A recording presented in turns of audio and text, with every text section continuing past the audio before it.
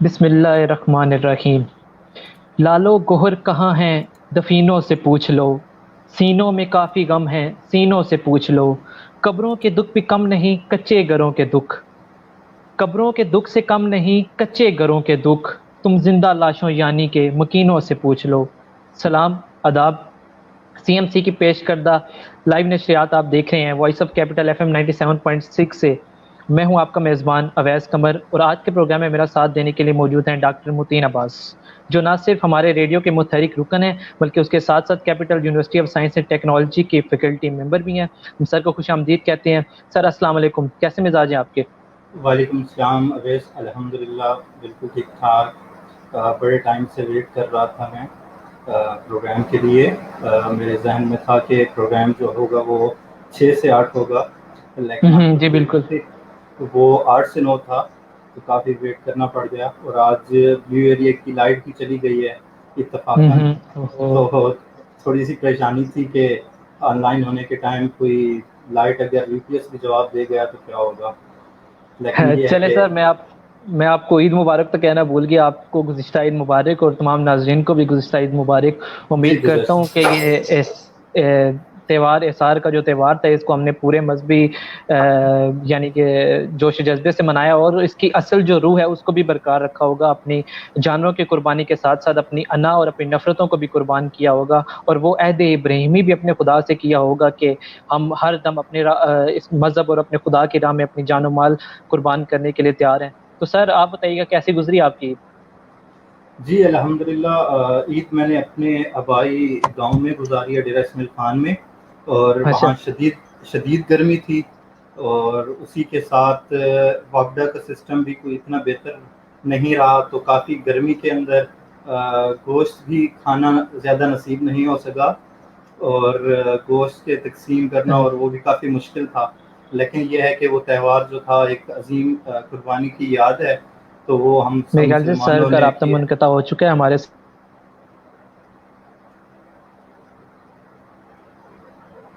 جی آواز آ رہی ہے میری آپ کو؟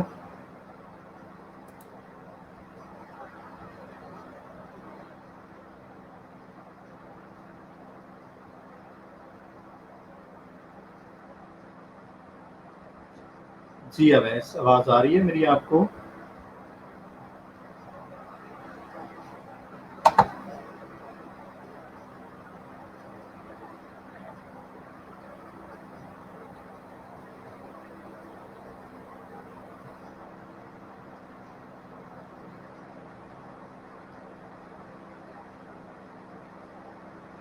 اویس، کیا آپ مجھے سن سکتے ہیں؟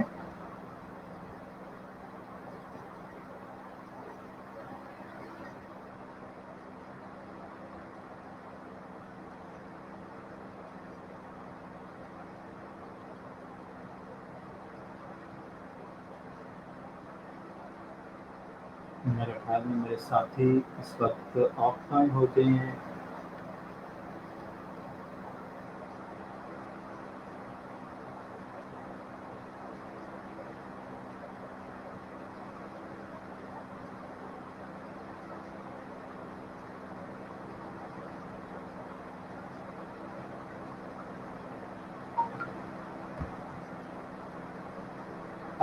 میرے ساتھی اس وقت شاید آف لائن ہو گئے ہیں کسی وجہ سے، تو میں اس پروگرام کو آگے بڑھاتے ہوئے آج کا جو ہمارا پروگرام ہے وہ ایک عظیم شاعر ادیب جناب جوش ملی آبادی کے حوالے سے ہے۔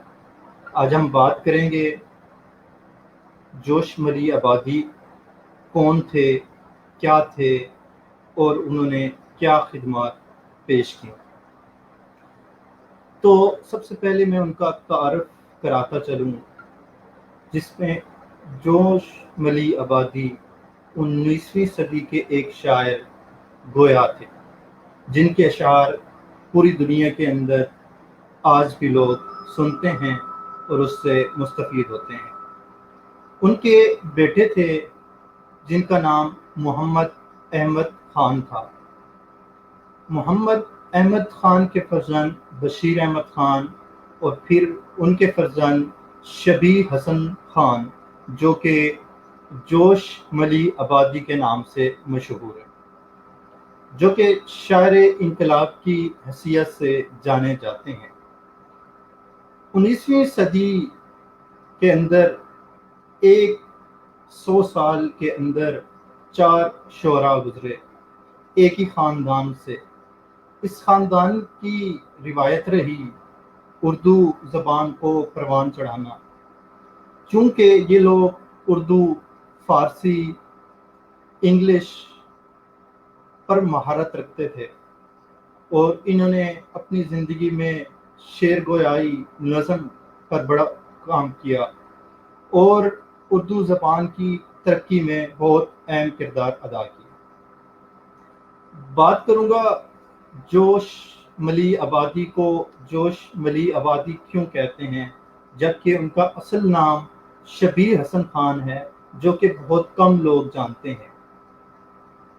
شبیر حسن خان کی جو طبیعت تھی اس میں کافی جوش، ولولہ، روب و دبدبہ نظر آتا تھا۔ جوش کے دوسرے لوگوں کے ساتھ جو تعلقات تھے، جب بھی کبھی کوئی بات ان کی طبیعت کے برخلاف ہوتی یا انسانی لحاظ سے کوئی بات انہیں بری لگتی، تو وہ انتہائی جوش کے عالم میں اس بات کی نفی کرتے تھے، جو کہ ان کی شاعری کے اندر آپ کو نظر آتی ہے۔ یہی چیز دیکھتے ہوئے جوش ملی آبادی کو لوگوں میں مشہور ہو گئے جوش کے نام سے، اور جوش نے 9 سال کی عمر میں ہی شاعری کی ابتدا کر لی۔ میرے ساتھ اویس دوبارہ سے آن لائن ہیں، تو اویس ویلکم۔ جی سر، معذرت چاہتا ہوں، انٹرنیٹ کی کچھ ایشوز کی وجہ سے میں نہیں جوائن کر سکا۔ تو جیسے کہ آپ نے بات تو شروع کر دی ہے، تو ناظرین کو میں یہ بتاتا چلوں کہ پچھلے کچھ شوز سے ہم ایک اپنا سیگمنٹ آپ کے سامنے پیش کر رہے تھے، کلام زبان بزبان شاعر، جس میں ہم کلام شاعر بزبان شاعر، جس میں ہم کسی نہ کسی شاعر کو مدعو کیا کرتے تھے، اور نہ صرف ان سے کچھ باتیں کرتے تھے بلکہ ان کے کلام سے بھی آپ کو محظوظ کروایا کرتے تھے۔ تو آج سے ہم ایک نیا سیگمنٹ، جس طرح کہ اس کا آغاز ہو بھی چکا ہے، کہ جس میں ہم آپ کو اردو اور ہندی زبانی کچھ تاریخی شعراء یعنی کہ لیجنڈ شعراء کے بارے میں گفتگو کریں گے، اور ان کے کلام بھی آپ کو سناتے رہیں گے۔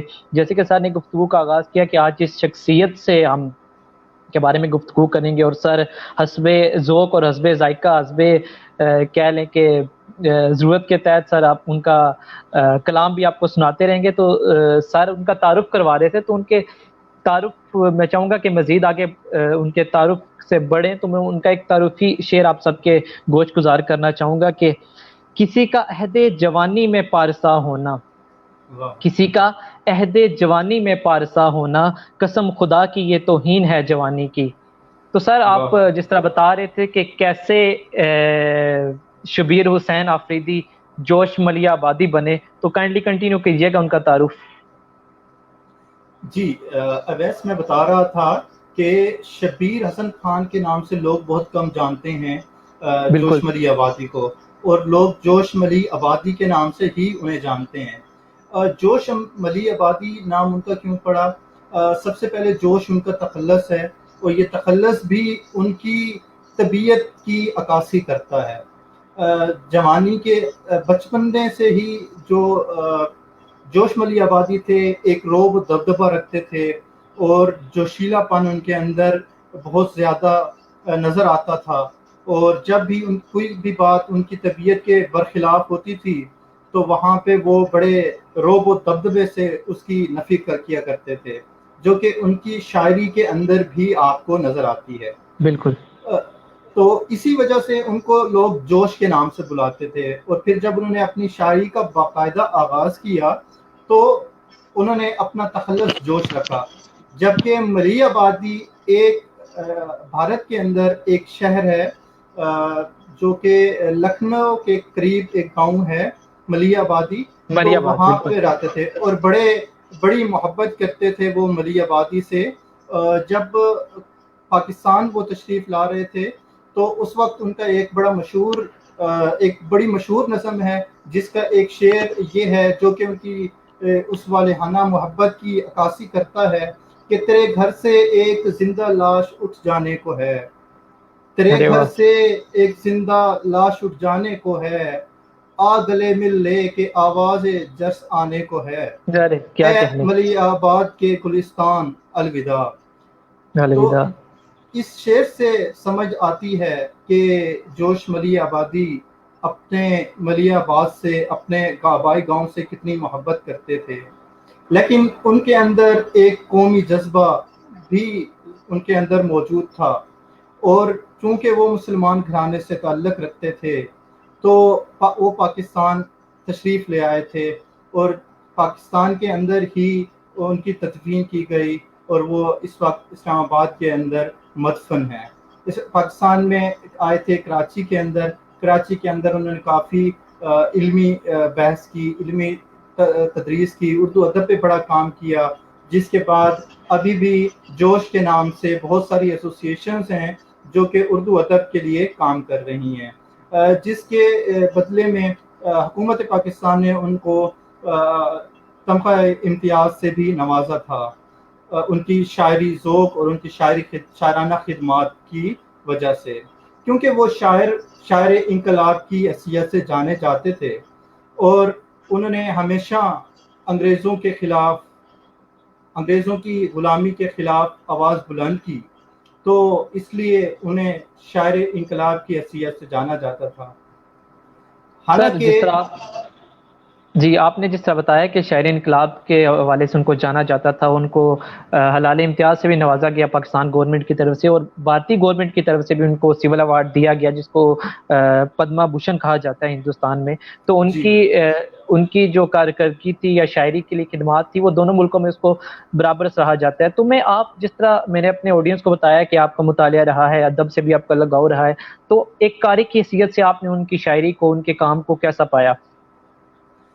دیکھیں، جوش ملی آبادی کی جب بات کروں میں تو سب سے پہلے تو میں جوش کی اپنی زبانی کہوں گا کہ وہ جو خود انہوں نے کہا کہ میں نے شعر گوئی کیسے کی، تو انہوں نے جو اپنی شاعری کے بارے میں کہا تو میں انہی کی ایک کتاب ہے یادوں کی بارات، اسی سے ہی ان کی زبانی آپ کو چند ان کے جملے سنا دیتا ہوں۔ وہ کہتے ہیں کہ میں نے شاعر بننے کی تمنا کبھی نہیں کی، بلکہ شعر خود خواہشاں کے گروہ فن میں شاعری کے پیچھے کبھی نہیں دوڑا، بلکہ شاعری نے خود میرا تعاقب کیا، اور 9 برس کی عمر میں ہی مجھ کو پکڑ لیا۔ اگر شاعری کوئی اچھی شے ہے تو واللہ میں کسی آفرین کا مستحق نہیں، اور اگر وہ کوئی بری چیز ہے تو خدا کی قسم میں کسی ملامت کا بھی سزاوار نہیں۔ جی شاعری میری حاکم ہے، میں محکوم ہوں، وہ جابر ہے، میں مجبور ہوں، وہ قاہر ہے، میں مقہور ہوں، وہ آمر ہے اور میں مامور ہوں۔ کیا کہ میں نے ہاں جی، میں نے شاعر کیا کبھی اس قسم کا اپنا تعارف کبھی نہیں سنا جو جوش ملی آبادی نے اپنی شاعری کے بارے میں بیان کیا، اور انہوں نے اس چیز کا، کسی چیز کا کریڈٹ بھی نہیں لیا۔ کہتے ہیں کہ شاعری جو تھی وہ عطیہ خداوندی تھا جو انہیں عطا ایسا ہی کیا گیا تھا، اور وہ شاعر کبھی، وہ کہتے ہیں کہ کبھی میں نے خود سے شعر کہنے کی کوشش نہیں کی، بلکہ جب بھی شعر ہوا وہ الہام ہی ہوا جس کو میں نے کاغذ پہ قلم سے اتار دیا، اور اتار جو لیا۔ بہت سارے لوگوں کے لیے مشعل راہ ہے۔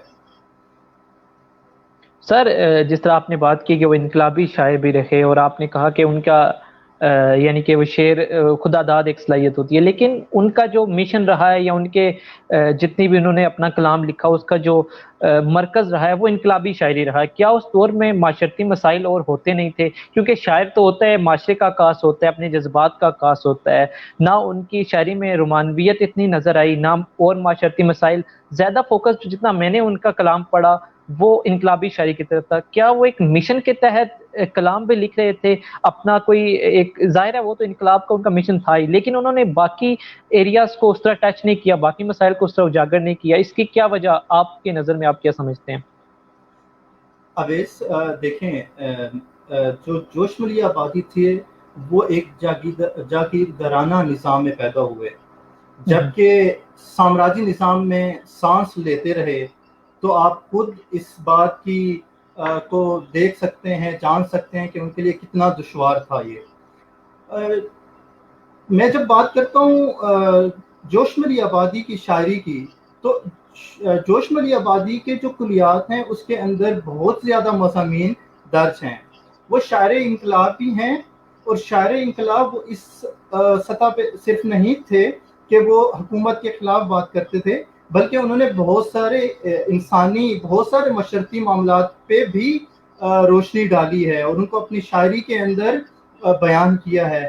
جیسے کہ ان کا ایک بڑا عظیم نظم ہے انسان، ایک نظم ہے ضعیف عورت، ایک نظم ہے بابا آدم کے اوپر انہوں نے لکھا، اور پھر انسانی مسائل کو جو انہوں نے اجاگر کیا، اور پھر ان کی ایک نظم ہے حسین اور انقلاب، وہ بھی ہمارے معاشرے کے لیے بڑی اہم ہے، اسی نظم کی وجہ سے انہیں ایوارڈ دیا گیا پاکستان کے اندر۔ تو انہوں نے صرف انقلابی شاعری نہیں کی، بلکہ یا ان کی شاعری کے اندر صرف باتوں کی حد تک وہ محدود نہیں تھے، بلکہ عملی طور پہ بھی وہ کافی اس میدان میں آگے تھے، اور ہمیشہ وہ تلخ باتوں پہ، حکومت کے غلط فیصلوں پہ جن سے انسانیت کو نقصان پہنچا تھا، وہ اس کے خلاف تھے۔ جبکہ وہ اپنی ہی کتاب کے اندر اپنے ہی ایک بات بیان کرتے ہیں، جو کہ میں یہاں پہ بیان کرنا نہیں چاہوں گا، کہ ان کے ہاتھوں سے شاید کوئی ایک قتل ہو گیا تھا، جس کو انہوں نے اپنی کتاب اچھا، یادوں کی برات کے اندر وہ درج بھی کیا ہوا ہے۔ لیکن وہ اس بات کا الزام اپنے سر لیتے ہیں، لیکن وہ ایک حادثہ ہوا تھا، بہت سارے لوگوں کے کہ وہ ایک حادثہ تھا جس کو اتنے وہ حساس تھے کہ انہوں نے اس حادثے کا ذمہ دار خود کو قرار دیا، ٹھیک ہے۔ لیکن انہوں نے انسانیت کے لیے بہت ساری شاعری کی، ان کی تصانیف بہت زیادہ ہیں۔ شاید اویس آپ نے جو ان کی شاعری پڑھی ہے وہ بہت کم آپ نے پڑھی ہوگی۔ ان کی شاعری کے اندر جو عشق معشوق کی ہے وہ ذرا کم ہے، یہ ایلیمنٹ ذرا کم ہے، حالانکہ اچھا، وہ اپنی جو ان کی کتاب ہے اس کے اندر یادوں کی برات کے اندر وہ لکھتے ہیں کہ ہوئے جواں تو مرنے لگے حسینوں پر، ہوئے جواں تو مرنے لگے حسینوں پر، ہمیں تو موت ہی آئی شباب کے بدلے۔ تو ارے وہ ہاں، تو جوش ملی آبادی اپنے بارے میں لکھتے ہیں کہ وہ بڑے حسن پرست تھے اور عشق باز تھے۔ تو حالانکہ چلیں ان سر، کی ان کے حسن پرست اور عشق باز ہونے کو ان کی شاعری سے میں تو کہتا ہوں محظوظ کروائیں، تاکہ یہ بات مزید پختہ ہو جائے۔ کیا کہتے ہیں؟ ان کا میں نے کچھ کلام سنائیں۔ میں نے ان کی شاعری کے اندر جو ایک شعر جو میں نے وہاں پہ پڑھا ہے، اس وقت مجھے باقی اشعار تو یاد نہیں، بڑے کم ملتے ہیں جو کہ انہوں نے عشق معشوقی یا حسن پرستی پہ لکھے ہیں۔ زیادہ تر ان کے اشعار انقلابی ہیں یا انسانیت کے مختلف پہلوؤں کو اجاگر کرنے کے لیے انہوں نے لکھے ہیں۔ تو یہ ایک شعر جو مجھے ملا، جو میں نے ابھی آپ کو سنایا ہے کہ ہوئے جواں تو مرنے لگے حسینوں پر، ہمیں تو موت ہی آئی شباب کے بدلے، اور اس پہ میں نے بڑے سارے شاعر، بڑے ادیبوں کی ڈسکشن سنی ہے جوش ملی آبادی کے اوپر۔ تو وہ کہتے ہیں کہ ہمیں جوش ملی آبادی کی شاعری کے اندر یہ حسن پرستی زیادہ نظر نہیں آئی، لیکن چونکہ انہوں نے خود اپنی کتاب کے اندر یادوں کی بارات کے اندر یہ بات درج کر دی، تو اس بات کو پھر ہم تسلیم کر لیتے ہیں کہ واقعی وہ حسن پرست ہوں گے۔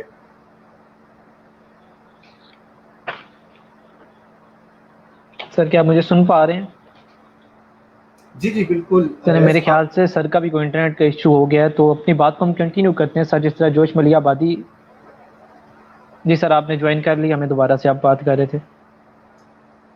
جی میں نے بات مکمل کر لی ہے، جی آپ بات کریں پلیز۔ جی سر، میں یہ پوچھنا چاہ رہا تھا کہ سر ان کی شاعری میں جس طرح آپ نے بتایا کہ مختلف مضامین ہیں، وہ تو ظاہر ہے مختلف شاعر ہوتے ہیں، ہر مضامین پہ اپنی قلم سے خدمت کرتے ہیں، لکھتے ہیں، لیکن ایسا کون سا وہ حصہ تھا یا ایسی کوئی خاص بات تھی ان کی شاعری کی کہ ان کی صدی کے باقی شعراء یا ادیبوں سے ان کو مختلف بناتی تھی؟ ان کی انفرادیت کیا تھی؟ میں یہ جاننا چاہ رہا تھا۔ یہ اویس بہت اچھا سوال آپ نے کیا ہے۔ بہت سارے شعراء کا اور اس وقت کے جو باقی شعراء تھے یا ان کے بعد جو بھی شعراء آئے جیسے کہ فیض احمد فیض گزرے ہیں، تو ان کے بارے میں یہ ہے کہ جوش کی زبان ایک علیحدہ ہی زبان تھی، ان کے اندر روب تھا، گن گرج تھی، ایک واویلا مچا دیتے تھے جب وہ اسٹیج پہ آتے تھے اور اپنی کوئی غزل سناتے تھے، اور یہی ان کا لہجہ جو تھا ان کو باقی شعراء سے ممتاز رکھتا تھا۔ ان سے پہلے بھی نہ کسی شاعر کا ایسا مزاج رہا، نہ ان کے بعد کسی بھی شاعر کا مزاج ایسا رہا، اور ان کی شاعری کے اندر آپ کو بہت زیادہ مسدس ملیں گی۔ تو وہ بہت سارے تاریخی واقعات کو ایک شعر کے اندر بند کر لیتے تھے، یا جس طرح حسین اور انقلاب انہوں نے ایک اپنی نظم پیش کی تھی جس کے اندر انہوں نے انسانیت سے لے کے کربلا تک کی سب کہانی بیان کی ہے، اور کس طرح انہیں تخلیق کائنات سے انہوں نے جوڑا ہے، اور پھر آج کل کے حالات کے مطابق اس وقت کے حالات کے مطابق جوڑا تھا کہ جب آج بھی ہم اس شاعری کو پڑھتے ہیں تو ہمیں محسوس ہوتا ہے کہ جیسے جوش نے آج کے دور کو دیکھ کر ہی اپنے اشعار لکھے تھے۔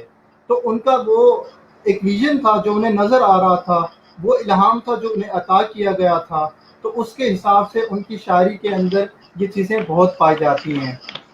دیکھیں اویس، آج کل جو شاعری ہو رہی ہے پاکستان کے اندر یا انڈیا کے اندر، بہت کم شعراء میں نے ایسے دیکھے ہیں کہ جنہوں کے اندر ایک معاشرے کے اوپر بات کرنے کی، جیسے آپ نے مجھے شروع میں ہی کہا کہ جو شاعر ہوتا ہے وہ معاشرے کی عکاسی کرتا ہے، بالکل تو وہ آج کل کے شعراء میں وہ چیز مجھے نظر نہیں آتی، خصوصاً آج کل کی جو ینگ جنریشن ہے یا نوجوان شاعر ہیں، بہت سارے مشہور ہیں نوجوان شاعر پاکستان کی طرف سے یا انڈیا کی طرف سے، تو دونوں دیش کے اندر، دونوں شہر ملکوں کے اندر ایسی کوئی چیز مجھے دیکھنے میں نظر نہیں آتی، سننے میں نظر نہیں آتی۔ کچھ عرصہ پہلے پاکستان کے اندر ایک شہید حکیم محمد سعید کے نام سے جانے جاتے بالکل تھے، سر، جو گورنر بھی کہ رہے ہیں سندھ کے۔ جی بالکل گورنر بھی رہے ہیں، تو ان کا ایک شام ہمدرد کے نام سے ایک پروگرام ہوتا تھا، جس بالکل طرح سر، بالکل تو آج جب آپ نے مجھے اپنے پروگرام میں مدعو کیا تو مجھے شام ہمدرد کی یاد آ گئی کہ بالکل یہی وقت ہوتا تھا کہ جب وہ شام ہمدرد کا پروگرام کا انعقاد ہوتا تھا، جس میں شاعر بھی ہوتے تھے، ادیب بھی ہوتے تھے، اور وہ اپنے فن سے اپنے معاشرے میں ہونے والی برائیوں کو اجاگر بتاتے تھے، ان کی نشاندہی کرتے تھے، اور حکومتی سطح پر جو غلط فیصلے کیے جاتے تھے ان کی نشاندہی کرتے تھے، جس کے بعد لوگوں کو یا پھر حکومت کو اپنے فیصلوں میں تبدیلی یا اپنی پالیسی میکنگ کے اندر بڑی مدد ملتی تھی۔ تو یہ حکیم محمد سعید کا بہت بڑا کارنامہ تھا۔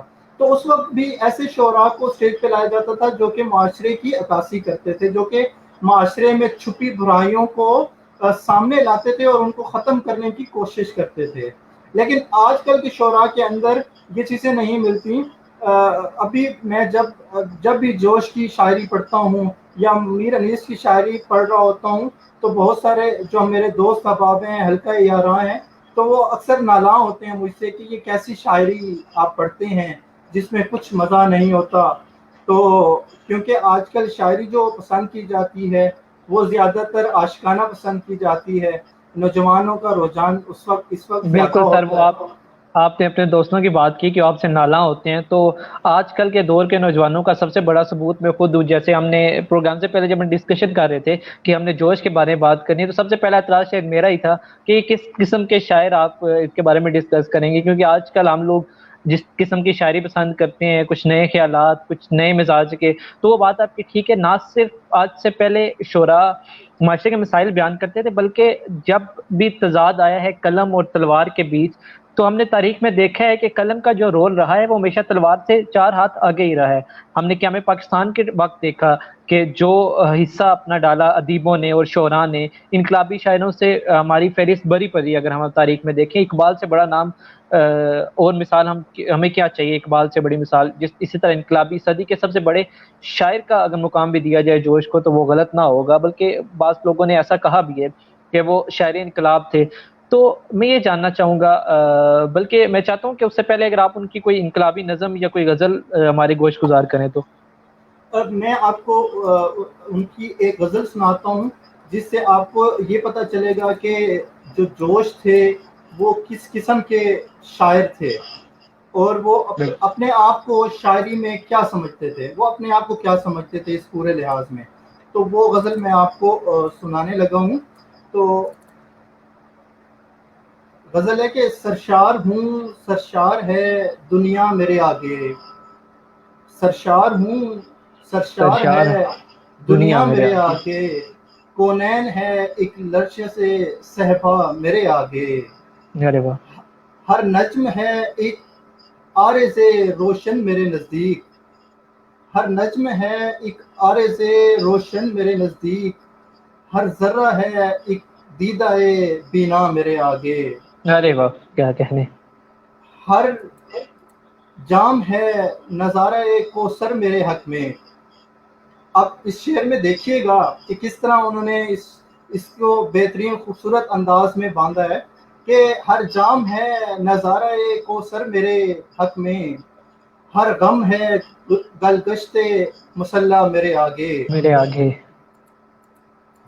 ہر ارے پھول واہ ہے لالہ شکر افشاں کی حکایت، ہر کیا پھول کہنے. ہے لیلہ لال شکر افشاں کی حکایت، ہر غنچہ ہے ایک حرف تمنا میرے آگے، کیا کہنے. ارے واہ. ہوں کتنی ہی تاریک شب زیست کی راہیں، ہوں کتنی وہ ہی کتنی ہی تاریک شب زیست کی شب راہیں. زیست کی راہیں، ایک نور سا رہتا ہے جھلکتا میرے آگے. میرے آگے. کیا کہنے. بڑا پسند ہے مجھے شعر ان کا. جی سر آپ کہ نے بھی جس طرح جی جی جی بالکل سنائیے گا. جھکتا ہے بسط اس کلیسا میرے در پر، میرے در پر. ارے کیا کہنے کیا کہنے سر. جھکتا کیا ہے کہنے. بسط جوش اس کی کیا بات. کلیسا میرے کلیسا در میرے پر، در پر. آتا ہے لرزتا ہوا کعبہ میرے آگے. میرے آگے. کیا کہنے کیا کہنے. یہ جوش کے اوپر بہت زیادہ یہ اعتراض کیا جاتا تھا ان کی شراب نوشی کی وجہ سے یا دوسروں کے، تو انہوں نے اپنے اشعار کے اندر، جس طرح غالب نے بھی اپنے اشعار کے اندر اپنی شراب نوشی کی بات کی، اسی طرح جوش نے بھی اپنی اس بات کو لوگوں کے سامنے رکھا کہ جھکتا ہے بسد اس کلیسا میرے در پر، میرے آگے. آتا ہے لرزتا ہوا کعبہ میرے آگے. سر شاعر صاحبان پر جب بھی اس طرح کے اعتراض اٹھے ہیں تو ان کا آگے سے یہی کہنا ہوتا ہے، بلکہ ان کا کہنا درست بھی ہے کہ جو شاعر کا تخیل ہوتا ہے اس کو اگر عام انسان بھی سمجھ پائے تو ان کو شاعر کون کہے. شاعر کا تخیل کوئی اور ہوتا ہے. اگر وہ کعبہ کو تشبیہ دے رہا ہے یا اگر وہ اس طرح کی بات کر رہا ہے تو شاید عام انسان کے تخیل میں وہ نہیں آ سکتی اس طرح. ہم لوگ اعتراض تو کرتے ہیں، بلکہ میں یہی میرا اگلا سوال بھی تھا کہ اس طرح کی بے باک شاعری ہم نے دیکھا تاریخ میں. شعراء پابند سلاسل بھی رہے، فیض نے ایسی شاعری کی، غالب نے بڑی بے باکی سے اپنے خیالات کا اظہار کیا. اگر ہم نثر کی طرف آئیں تو منٹو کو ہم نے دیکھا، تو وہی ایک عنصر مجھے ان کے اندر بھی نظر آیا، ان کی شاعری کے اندر بھی. اگر وہ ریاستی تنقید بھی ہو، انگریز سامراج پہ تنقید ہو، چاہے وہ ہندو سامراج پہ تنقید ہو، بلکہ قیام پاکستان کے بعد بھی آپ نے دیکھا وہ کتنے متنازع کا شکار رہے اپنی انہی بے باکی کی وجہ سے اور ریاستی تنقید کی وجہ سے. تو یہ آپ کیا سمجھتے ہیں کہ شاعر کے اندر یہ بے باکی ہونا اس کے لیے مسائل تو پیدا کرتا ہے، لیکن کتنا ضروری ہے کہ ایک ڈکے چھپے لفظوں میں وہی بات کرنا، تشبیہات کے ذریعے وہی بات کرنا. وہ الگ بات ہے کہ شاعروں کا طرز تکلم ہوتا ہے، لیکن ان کی بے باکی یا مختلف شعراء کی بے باکی، کیا وہی ان کی شہرت کا اور ان کے بڑے نام ہونے کا سبب بنتی ہے؟ جی اویس، جوش کی شاعری، اگر جوش دنیا میں مشہور ہے تو اس بے باکی کی وجہ سے ہے کہ وہ بڑے ہی بغیر کسی خوف و ڈر کے وہ کوئی بھی بات کہہ جاتے تھے، اور کبھی انہوں نے کسی چیز کے اوپر کسی بات کو الجھا کر نہیں کیا. جب بھی کبھی انہوں نے کوئی بات اگر کسی سامراج کے خلاف کی ہے تو وہ بڑے صاف لفظوں میں کی ہے. لیکن فن شاعری ایک ایسا فن شاعری کو جب ہم دیکھتے ہیں تو شاعری کے اندر اس فن کا جو مظاہرہ کیا جاتا ہے اس کے اندر تشبیہات، کنایا کرنا، یہ بڑا ایک شاعری کو خوبصورت بنا دیتا ہے. تو اگر آپ بری سی بری بات بھی ایک خوبصورت انداز سے کریں نا تو وہ لوگوں کو بڑی آسانی سے ہضم کرنے میں آسانی ہوتی ہے، ورنہ وہ کڑوی بات نا وہ بڑی مشکل ہو جاتی ہے. ہماری جو بالکل ہے جس میں ہم ادویات میں کام کرتے ہیں تو ہم بڑی کڑوی دوائیاں ہوتی ہیں ان میں جو ہے اس کا ٹیسٹ جو ہوتا ہے وہ ختم کر دیتے ہیں، اس کے اندر کچھ ایسی چیزیں ایڈ کر دیتے ہیں جس سے ان کا ٹیسٹ بڑا اچھا ہو جاتا ہے. تو وہ اچھا بالکل کڑوی چیز جو ہوتی ہے وہ پیشنٹ جو ہے لے لیتا ہے بڑے خوشی سے. اکثر آپ بچوں کو دیکھیں تو وہ سیرپ بڑے شوق سے پی رہے ہوتے ہیں. تو شاعری کے اندر بھی یہ بڑا حسن ہے کہ وہ بڑی کڑوی باتیں جو ہوتی ہیں وہ بڑے خوبصورت انداز سے کر جاتے ہیں، جس سے سننے والے کو اس طرح سننے والے کے لیے زیادہ مشکل بھی نہیں ہوتا، انہیں زیادہ برا بھی محسوس نہیں ہوتا، اور جو ان کی بات کا مقصد ہوتا ہے وہ بھی پہنچ جاتا ہے. تو یہ ان کی شاعری، یہ شاعری کے اندر ایک خوبصورتی پائی جاتی ہے. اور جس ایک بات یہ بھی ہے کہ اس شعر کو جب بھی کوئی سنتا ہے وہ اس کا جو مطلب لیتا ہے وہ اپنے ہی لحاظ سے لیتا ہے، جبکہ دوسرا شخص اس کو مختلف زاویے سے لے گا، جبکہ جو شاعر بات کر رہا ہوتا ہے وہ مختلف زاویے سے ہوتی ہے. تو یہ بھی بڑا ایک فرق پڑتا ہے شاعری کے اندر. شاعر کے لیے یہ بھی ایک بڑی مصیبت سمجھی جاتی ہے کہ جو ہم بیان کر رہے تھے کیا وہی بات آگے لوگوں اگلے تک تک پہنچ بھی رہی تھی. ہاں. تو جوش کا بھی ایک شعر ہے جس کی مجھے پہلی لائن تو یاد نہیں، تو جس کا مطلب یہ تھا کہ شعر جیسے دل میں تھے ویسے نہیں، کہ انہوں نے جو بات ان کے دل میں تھی وہ ویسے کر نہیں سکے. تو یہ جوش نے اپنے شاعری کے اندر یہ بھی بیان کیا ہے. تو ان کا شعر میں آپ کو سناتا ہوں کہ بالکل. پیمانے سے جس وقت چھلک جاتی ہے صہبا، ارے واہ. پیمانے سے جس وقت چھلک جاتی ہے صہبا، صحیح بات. لہراتا ہے ایک حسن کا دریا میرے آگے. میرے آگے. تو یہ بڑی بڑی اب دیکھیں نا آپ، انہوں نے بڑی شاعری کے اندر اگر آپ دیکھیں تو تنقید بھی چل رہی ہے ان کی، کہیں اپنی ذات کی وضاحت بھی چل رہی ہے، اور ساتھ بالکل سر. ساتھ سامعین کے لیے ایک انٹرٹینمنٹ بھی انہوں نے شامل کی ہوئی ہے. بالکل سر، آپ نے جس طرح وہ ان کی بات کی کہ وہ تاریخی تناظر میں بھی وہ لکھتے رہے ہیں، تو میں کل ہی ان کی ایک نظم پڑھ رہا تھا، تو میں چاہوں گا آپ کی اجازت سے میں اب آپ کے گوش گزار بھی کروں. ضرور ضرور. نظم کا نام تھا شکست زندہ کا خواب.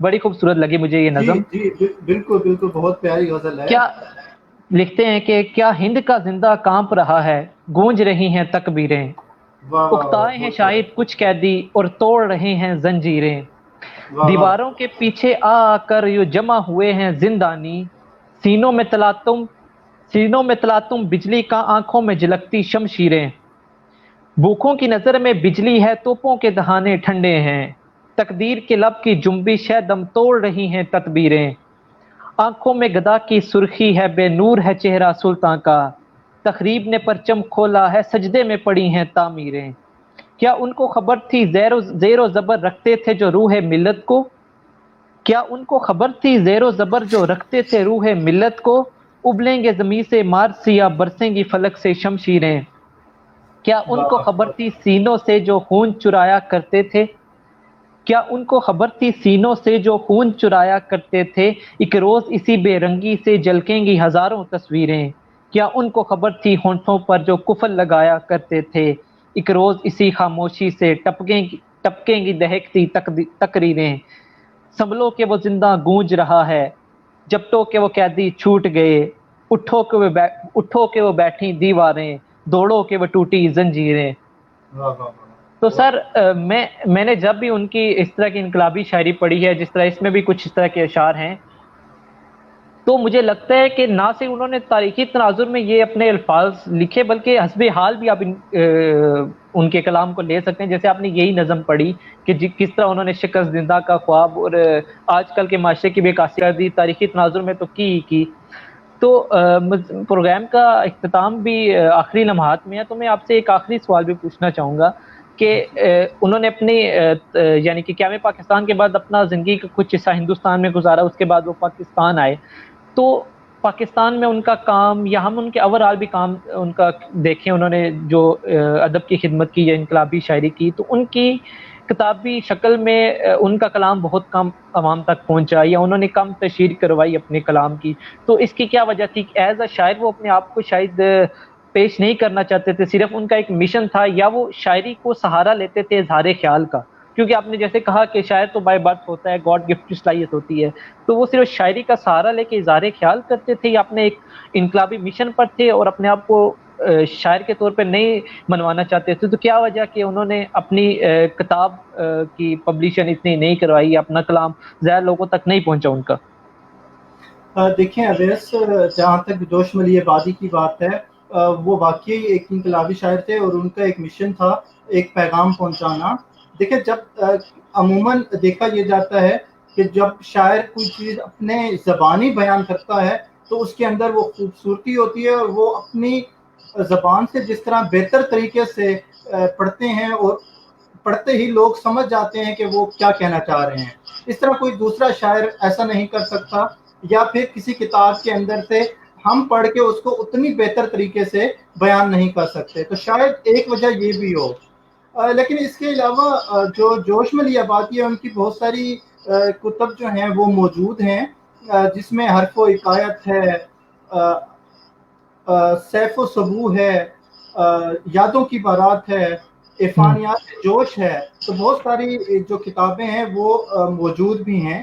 اگر آپ دیکھیں جوش ایسوسی ایشن جو ہے کراچی سے، ان کی ویب سائٹ کے اوپر جوش ملی آبادی کا جتنا بھی کلام ہے اس کے اوپر اپلوڈ ہے. اور اس کے علاوہ جو ریختہ ہے، ریختہ ایک ویب سائٹ ہے، ایک جی فورم جی ہے، بالکل سر، اس بہت کے بڑا کاروبار. اوپر بھی آپ کو جوش ملی آبادی کی تقریباً تمام جو کتب ہیں وہ آپ کو ملیں گی. اس کے اندر ان کی مکمل شاعری جو ہے وہ درج ہے، تو آپ وہاں سے پڑھ کے اس سے مستفید ہو سکتے ہیں.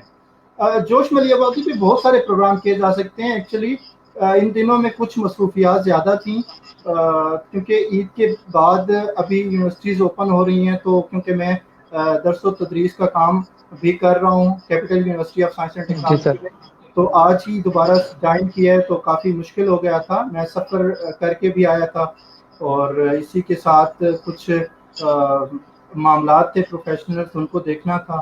تو بڑا کم وقت ملا مجھے بھی کہ میں اس کے لیے ایک مکمل تیاری کر سکوں جوش ملی آبادی، کیونکہ ان کی جو شخصیت ہے وہ بہت بڑی ہے، اور ان کی شخصیت کے اوپر ایک پوری کتاب لکھی ہوئی ہے یادوں کی بارات.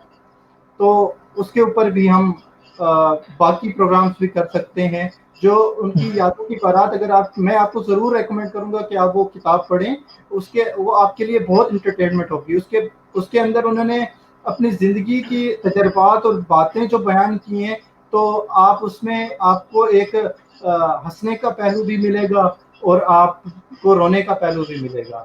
اور یہی بالکل میرا خیال سر، میں آپ نے ان کی کتب کا ذکر کیا، تو یادوں کی بارات تو خیر زبان زد عام ہے، ان کو جوش کے حوالے سے اگر کوئی کتاب جانی جاتی ہے تو وہ یادوں کی بارات ہی ہے.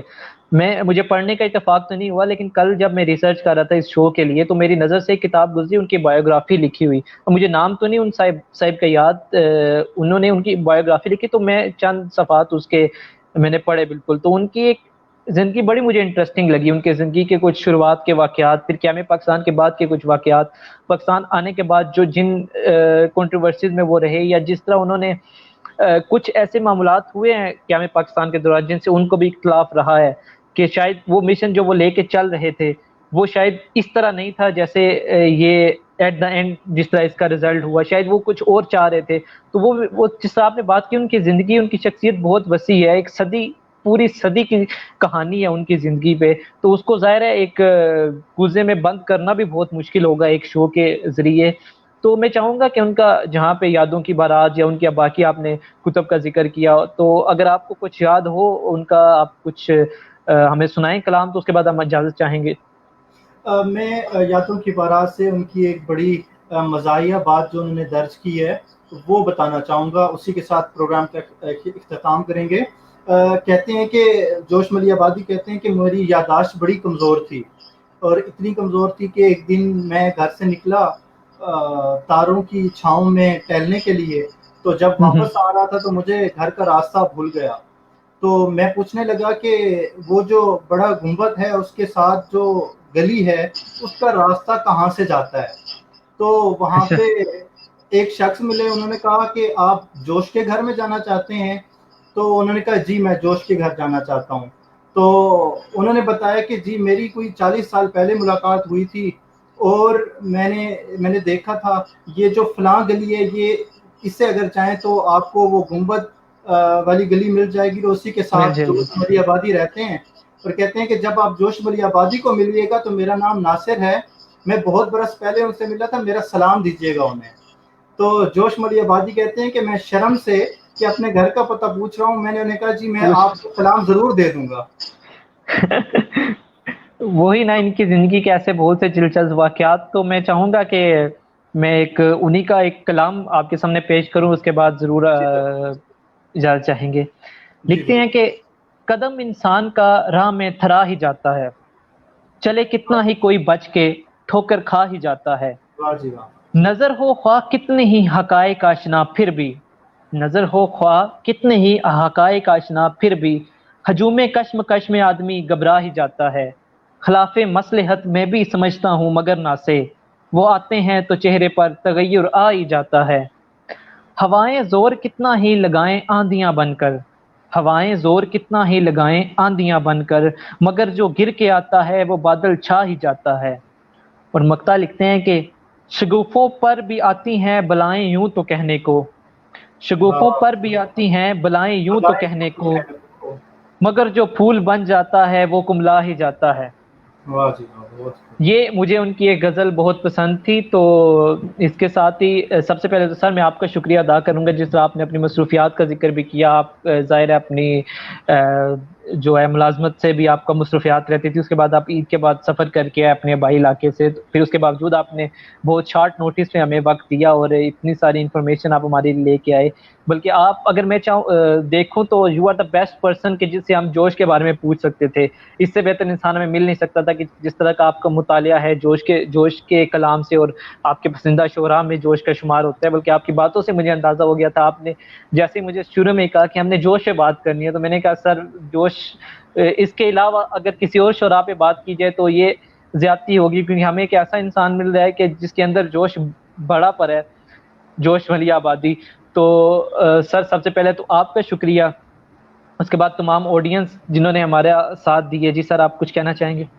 جی بہت شکریہ اویس, آپ نے مجھے بلایا, اور یہ تو ان کے احسانات ہیں ہم پہ کہ انہوں نے ہمیں بہت ساری مشکل راہوں کا پتہ دیا کہ کس طرح منزل تک پہنچتے ہیں اور کس طرح منزل کو حاصل کیا جاتا ہے, کیسے حالات میں کیسے زندگی بسر کی جاتی ہے. تو اس حوالے سے میں چاہ رہا تھا کہ جوش کے اوپر پروگرام ہو, اور میں یہ آپ سے چاہوں گا کہ اگلے پروگرام میر حسن, میر انیس اور مرزا دبیر کے اوپر بھی کیا جائے, تاکہ ان کے کلام بھی لوگوں کے سامنے آئیں.